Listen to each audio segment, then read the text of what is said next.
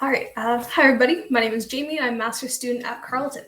My presentation today is based on research that I completed at the beginning of the pandemic, so it's been a little while. So thank you for giving me the opportunity to talk about it today. My presentation is also about 15 minutes long, so if there's time, I'd fully welcome for the first presenters to use it as their Q&A if they wish. Totally cool with me. So my research focused on Google Expeditions, which was an immersive education app. It allowed viewers to explore the world through augmented and virtual reality tours. There were a significant number of archaeological-focused tours, mostly of excavated or reconstructed archaeological sites. Most tours were created by members of the public for casual consumption, though some tours did come from heritage professionals showcasing their own museums or historic sites. And you'll also notice in that last paragraph that I used a lot of past tense. That's because Google recently shut down Google Expeditions earlier this summer in June 2021, which kind of renders my more practical research obsolete. I found this rather apt, especially for the session about knowledge production in the age of Zoom, because one part of relying on technology is that you have to be prepared for when it updates, changes, or in my case, just no longer exists. So today, I won't be sharing the more practical aspects of my work, unfortunately, but I will share some key takeaways from my research that are still relevant in regards to archaeology and VR. Sorry, I guess I should have switched that sooner. So these are the main points I'll be going through in my discussion of VR and archaeology, which are all informed by my previous work with Google Expeditions, the VR app that once was. So the main points are how gaze and biases are captured within VR, intellectual property in general, and in regards to heritage and archaeological sites, intellectual property as pertains to Google platforms, accessibility for VR, and the importance of planning for obsolescence, both for VR and also just technology in general. So some quick background first. Antonin Artaud first coined the term virtual reality in 1939, referring to the illusion created by theater settings. Most commonly, though, VR is understood as computer-generated simulation that removes an individual from the experience of reality. That view is dominated since the 1950s, when Morten Hellig first created the first immersive film machine, which he named the Sensorama. You can see it in the image on the top right, at least right for me, hopefully also right for all of you. But it blew wind at your face, moved your seat around, and also wafted scent at you, which is pretty cool. He later also created the Telesphere mask, based off old stereoscopic viewers, which you can see in the lower image. And they look very similar to the VR goggles used today, especially the Google Cardboard ones. In 1968, Ivan Sutherland and Bob Sproul created the first computer-generated simulated environment. It was only a wireframe room and objects, but led to a surge about the practicality of VR. From the early 1970s to the end of the 1980s, VR was used in training simulations, navigation, and mapping, before entering the commercial field through the sale of VR equipment. In 1991, VR re-entered the entertainment industry through arcade games, eventually leading to VR video games by Nintendo and Sega. Attempts at these games decreased in the early 2000s due to high costs, before once again becoming popular in 2012 with the creation of the kind of more affordable Oculus Rift. The success of the Rift has only increased as it's become, again, somewhat more affordable, leading to a proliferation of headsets, including Google Cardboard, Samsung Gear VR, and many others. VR has also started to be used as an education tool, which is pretty cool. Also, an important note is that during the time that I was doing this research, VR was becoming, in air quotes, kind of like the thing, it seemed like.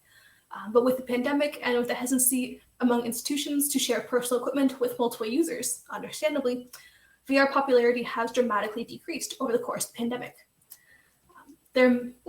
Skipping that section. All right. There are many benefits to using VR, some of which I've included here. Increased accessibility for visitors who are physically disabled is a big one, especially for heritage or archaeological sites, which are often not safe or inaccessible, especially for users with mobility devices. One example is the second floor of the heritage buildings. Often you have to go upstairs and there's no alternative. So VR can be very useful there. VR can also lower the costs of visiting a site, especially if it's not a local site or it's hard to reach. And it can also make site visits safer in a pandemic. VR can also offer an improved understanding for folks because they are virtually immersed in a site, and that VR tours that provide a guide component are especially beneficial in that way. And in relation to that, VR can also serve as a useful interpretation tool or experience, whether the visitor is at the site or not. So many reasons why you might want to create a VR tour of an archaeological site or of a museum. Before you do, just a couple things to think about. One major thing is the issue of gaze.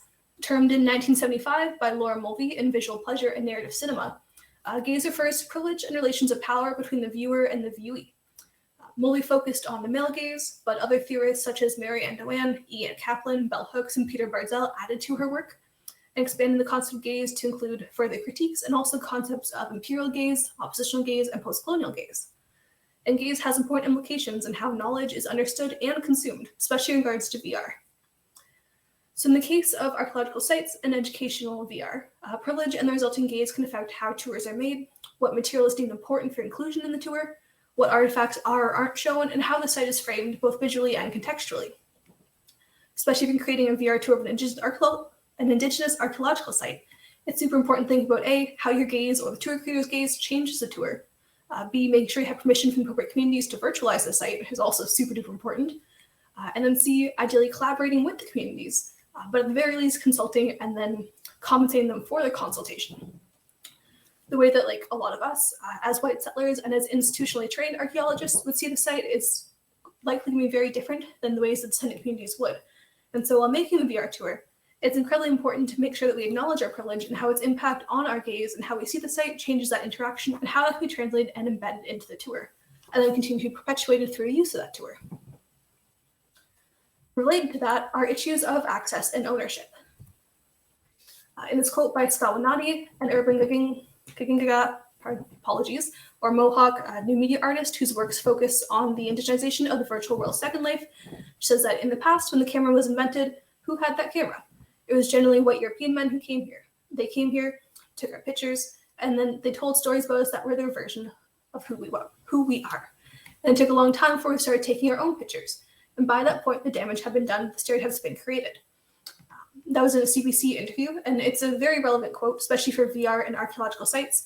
And so it's important, as white settlers, also just as colonial agents, to try to avoid replicating that same issue.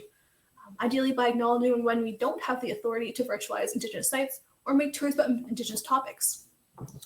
Relational to that is also super important to make sure that we respect the First Nations principles of ownership, control, access, and possession, or OCAP. OCAP is specifically about data sovereignty, but should also be applied to information presented or collected within a VR setting about First Nation sites, as laid out by the First Nations Governance Center. Also, when virtualizing archaeological sites, it's also important to consider whether access to sites is good or bad, if access is being demanded when it shouldn't be, and whether the potential for increased access to a site through VR could be harmful to the site or the community. That's also relevant for non-Indigenous sites as well, but important to mention for both. And then stepping to the side, it's also important to consider intellectual property regulations. Intellectual property, or IP, is defined as the result of an individual or group's creativity, and within Canada is divided into two categories: industrial property and copyright. Industrial property refers to anything that can be patented, trademarked, or that is a trade secret. And that includes inventions, industrial designs, and also integrated circuit topographies, which is very specific. Copyright refers to literary works, films, music, photography, original artwork, and architectural design. IP rights allow the creators and or owners of that patent, copyright, or trademark to exclusively benefit from the creation without the possibility of imitation by an outside individual. Copyright exists for a limited period of time, usually the life of the creator or 50 years, and the copyrighted material must be original in fixed material form and fall within copyrightable category as determined by the federal government of Canada. VR tours that are hosted on anything other than a private domain, such as Google Expeditions in my original research, fall into an IP gray zone, depending on subject matter. In the case of tours based on museum exhibitions, artifact reproductions, site reproductions, or other created material, ownership of original material remains with the original creators of the content or copyright. However, the tours that are based on these original materials belong to the tour creator, and the original content creator has no ownership or direction over how the VR tour is used, at least legally. In Canada, there are fair use guidelines that are part of the Copyright Act, and they allow for the use of copyrighted material without permission in certain situations that are beneficial to society. If copyrighted materials are used for research, private study, education, parody, satire, criticism, review, or news reporting, then permission for usage is not legally required. However, it's always important to consider the ethics of use.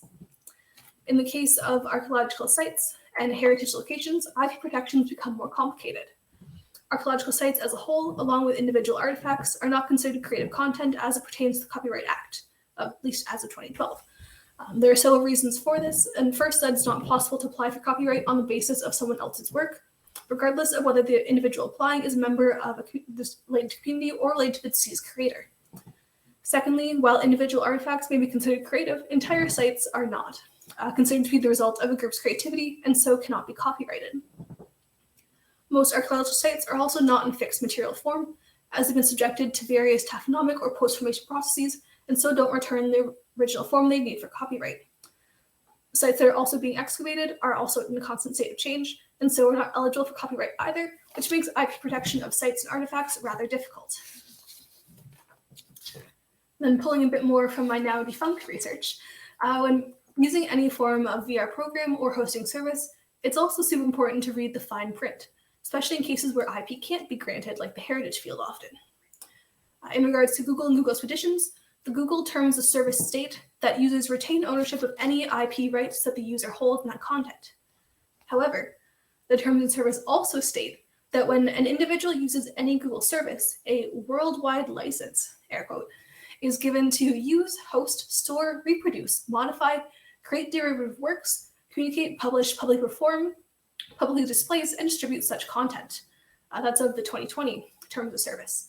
Based on that statement, Google effectively owns any content that enters into its systems, including Google Expeditions tours.